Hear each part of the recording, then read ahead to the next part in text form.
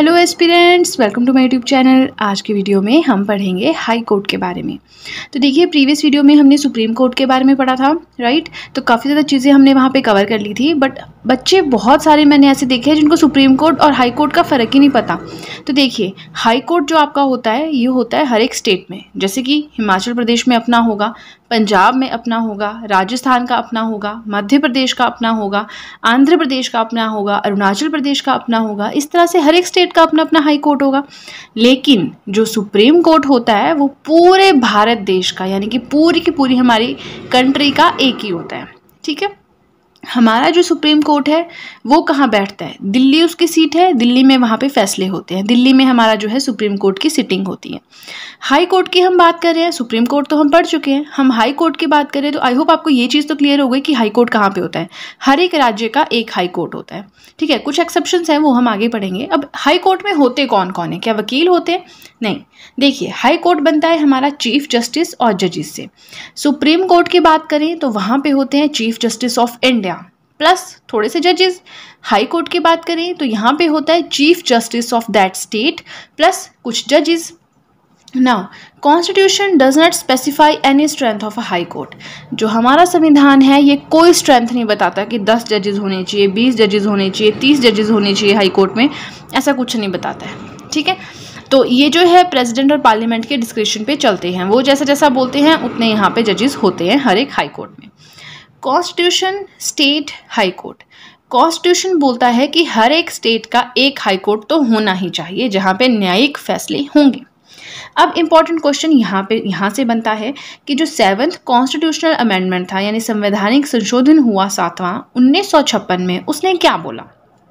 उसने बोला common high court for 2 और मोर स्टेट्स। 2 या 2 से ज़्यादा स्टेट्स का एक कॉमन हाई कोर्ट भी हो सकता है। जैसे कि बड़ा सिंपल सा आपको एग्जांपल दूंगी, याद रखने की भी ज़रूरत नहीं है, बिल्कुल समझ के सुन के याद हो जाता है। जो पंजाब हरियाणा है, कैपिटल क्या है उसकी? चंडीगढ़। दोनों की एक ही कैपिटल है ना। तो अब 7th कॉन्स्टिट्यूशन अमेंडमेंट क्या बोलता है कि किन्हीं 2 स्टेट्स का एक हाई कोर्ट भी हो सकता है। तो जो हमारा पंजाब है और जो हमारा हरियाणा है, ये 2 स्टेट्स है, लेकिन इनका जो हाई कोर्ट है वो है चंडीगढ़ में कॉमन। तो ये एक एग्जाम्पल आपको समझ आ गया होगा। अब अगला क्वेश्चन बनता है कि जी हमारे देश में कितने हाई कोर्ट है? सुप्रीम कोर्ट तो एक है पूरे देश का, तो हाई कोर्ट कितने हैं? जी 25 है, राइट। अगला क्वेश्चन बनता है Delhi and Puducherry only UTs that have high court of their own since 1966। हमारे 2 ऐसी यूटीज जिनका अपना हाई कोर्ट है, वो कौन कौन है? दिल्ली हो गया, पुडुचेरी हो गया। कब से हैं इनके अपने हाई कोर्ट? 1966 से। अब आप सोच रहे होंगे हमारे जो केंद्र शासित प्रदेश हैं, हमारे जो यूनियन टेरिटरीज हैं वो इतनी सारी हैं, तो क्या सिर्फ इन्हीं 2 के पास हाई कोर्ट है, वो बिना हाई कोर्ट के चल रहे? नहीं। जैसे कि हमारा दादरा एंड नगर हवेली है, दमन एंड दीव है ना, चंडीगढ़ है, तो ये सब क्या बिना हाई कोर्ट के चल रहे हैं? ये भी तो हमारे यूटीज है। नहीं, इनका कुछ अलग कंसेप्ट है। ये किसी और स्टेट के साथ मिल के एक हाई कोर्ट में चले हुए हैं। ठीक है, इनके न्यायिक फैसले जो है वो कंबाइंड में होते हैं। तो यहाँ पे क्वेश्चन ये उठता है कि क्वेश्चन ये आता है तो ध्यान से आप इन फैक्चुअल पॉइंट्स को नोट कीजिएगा। कौन सी ऐसी 2 यूटीज हैं जिनका अपना हाई कोर्ट है? Delhi and Puducherry. Next question ये आया हुआ है स्टेट एग्जामिनेशन में, जिस स्टेट के लिए मैं अप्लाई करती हूँ, तो मैंने यहाँ पे इनकॉर्पोरेट किया है कि फर्स्ट हाई कोर्ट और सुप्रीम कोर्ट जज who voluntarily made public his assets.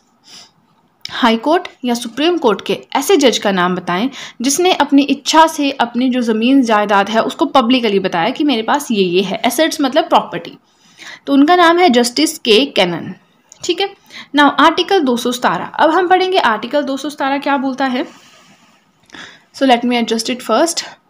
Okay, article 217 बोलता है अपॉइंटमेंट, कि जो जजेस हैं इनकी अपॉइंटमेंट कैसे होगी? प्रेसिडेंट के थ्रू होगी। जो चीफ जस्टिस है हाई कोर्ट का, ठीक है, उनकी अपॉइंटमेंट कैसे होगी? यानी जो हाई कोर्ट का हेड है कौन है? Chief justice. तो उनकी अपॉइंटमेंट कैसे होगी? आफ्टर कंसल्टेशन विद 2 लोगों की यहाँ पे ज़रूरत है। एक तो है चीफ जस्टिस ऑफ इंडिया, यानी कि सुप्रीम कोर्ट का जो हेड हो गया चीफ जस्टिस ऑफ इंडिया। दूसरा है गवर्नर। जिस भी स्टेट के लिए आप चीफ जस्टिस को अपॉइंट कर रहे हो, मान लो आप उत्तरांचल या उत्तराखंड है आपके पास, ठीक है, वहाँ के हाई कोर्ट के लिए आप अपॉइंट कर रहे हो चीफ जस्टिस, तो आपको वहाँ के गवर्नर और भारत के जो चीफ जस्टिस होंगे इंडिया के, उनके कंसल्टेशन चाहिए, राइट। अब हम आगे पढ़ेंगे क्वालिफिकेशंस। कितना क्वालिफाइड होना चाहिए जो हमारा जज बनेगा? First thing, citizen of India ये तो होना ही चाहिए। दूसरा, या तो वो एडवोकेट यानी कि वकील होना चाहिए हाई कोर्ट में 10 सालों तक, या फिर किसी जुडिशियल ऑफिस में कार्यरत होना चाहिए 10 सालों के लिए। ठीक है, नेक्स्ट आता है ओथ कौन दिलाएगा इन सबको। अब देखिए यहाँ पे प्रेसिडेंट को मत घुसेड़ दीजिएगा, क्योंकि होता क्या है ना, हर जगह प्रेसिडेंट प्रेसिडेंट प्रेसिडेंट करते हैं और बस फिर क्वेश्चन गलत। ओथ हमारे स्टेट के हाई कोर्ट है तो हमारे स्टेट के गवर्नर ही उन्हें शपथ दिलाएंगे हाई कोर्ट के जज को। देश का कोर्ट है यानी देश का सुप्रीम कोर्ट है तो देश के जो हेड है यानी कि प्रेसिडेंट दिलवाएंगे शपथ। ठीक है, टेन्योर कितना रहता है, up to 62 years of age, जैसे ही 62 साल के हुए रिटायर। रिमूवल, अब रिमूव कैसे होते हैं ये अपनी पोस्ट से, वो भी तो पता होना चाहिए। पहला तो है रेजिग्नेशन, प्रेसिडेंट अपना इस्तीफा दे दिया प्रेसिडेंट को। रिमूवल मतलब कि सीट खाली कब कब होगी, तो हो गई सीट खाली। दूसरा है removed on the recommendation of parliament, parliament ने कहा कि ये सही से काम नहीं कर रहा है, इसको रिमूव करो, तो पार्लियामेंट के रिकमेंडेशन पे रिमूव कर दिया, सीट खाली हो गई। तीसरा है अपॉइंटेड एज अ जज of Supreme court, high court से इंसान सुप्रीम कोर्ट में चला गया जज बन के, उसकी सीट तो यहाँ पे खाली हो गई, right. This is very important, ये क्वेश्चन भी बनता है कि सबसे पहले कौन कौन से हाई कोर्ट जो है वो एस्टेब्लिश हुए थे, और हम हो जाते हैं confuse. Firstly constituted high courts Bombay, Calcutta, Madras, कब हुए थे, 1862 में। अब देखिए यहाँ पे मैंने लिस्ट बनाई है, आप सोच रहे होंगे ये कैसी लिस्ट है। ऐसी कौन कौन सी यूटीज़ या स्टेट्स हैं जिनके कॉमन है हाई कोर्ट, बस उन्हीं के बारे में है। जिनके अलग है, जैसे हिमाचल प्रदेश का शिमला है अपना सेपरेट है ना, तो उनका नहीं बनाया मैंने लिस्ट, सिर्फ कॉमन वालों की बनाई। क्वेश्चन कॉमन वालों से ही आएंगे, सिंपल वाले तो आप एक बार पढ़ेंगे ना बुक से, आपको वैसे ही याद हो जाएंगे, उसमें से क्वेश्चन भी नहीं आता है। बॉम्बे हाई कोर्ट, कौन कौन से स्टेट्स है यूटीज इसमें आती हैं, Maharashtra, Goa, Dadra and Nagar Haveli, Daman and Diu. और सुप्रीम कोर्ट है हाई कोर्ट है कहाँ पे, बॉम्बे हाई कोर्ट का मुंबई में। कलकत्ता हाई कोर्ट के नाम से famous, West Bengal and Andaman and Nicobar islands. Court बैठता कहाँ है, कोलकाता में। अब जो मद्रास है उसमें कौन कौन से आते हैं, तमिलनाडु एंड पुडुचेरी। एंड ये हाई कोर्ट बैठता कहाँ पे है, या इसकी सिटिंग या ऑफिस कहाँ पे, चेन्नई। गुवाहाटी, असम, नागालैंड, मिजोरम, अरुणाचल प्रदेश, ये सब गुवाहाटी में चलता है इनका न्यायिक काम, सीट है गुवाहाटी। आंध्र प्रदेश प्लस तेलंगाना, हैदराबाद। फिर है केरला, यानी केरला एंड लक्षद्वीप, एर्नाकुलम। अब कुछ और बातें भी हैं, जैसे कि रिट जुरिस्डिक्शन है। ठीक है, तो फंडामेंटल राइट्स के लिए रिट्स सुप्रीम कोर्ट में आप डायरेक्टली जा सकते हो, लेकिन सुप्रीम कोर्ट के पास सिर्फ रिट्स की पावर है फंडामेंटल राइट्स के लिए। अगर आपका ऑर्डिनरी राइट्स का खंडन हो रहा है तो उस केस में आप हाई कोर्ट जाओगे, अंडर आर्टिकल विच, आर्टिकल 226। तो क्वेश्चन ये आता है कि फंडामेंटल राइट्स का अगर आपका खंडन हो रहा है, वायलेशन हो रहा है, तो आप कहाँ जाएंगे, सुप्रीम कोर्ट में जा सकते हैं डायरेक्टली, यस और नो, यस जा सकते हैं, रिट्स अप्लाई कर सकते हैं। लेकिन फंडामेंटल राइट्स के साथ अगर ऑर्डिनरी राइट्स जो है उनका भी खंडन हो रहा है, उनका भी वायलेशन हो रहा है, तो आप कहाँ जाएंगे, हम हाई कोर्ट में ही जा सकते हैं ऑर्डिनरी राइट्स के लिए, under article 226। Plus he doesn't have advisory power as in case of Supreme Court, sorry High Court, ये हाई कोर्ट है नॉट ही।